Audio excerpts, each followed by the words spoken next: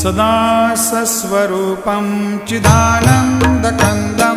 जगत्सम्भवस्थानसंहारहेतुं स्वभक्तेच्छया मानुषं दर्शयन्तं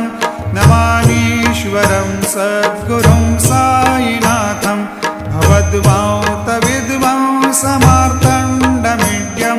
मनोवागतीतं मुनिर्ध्यानगम्यं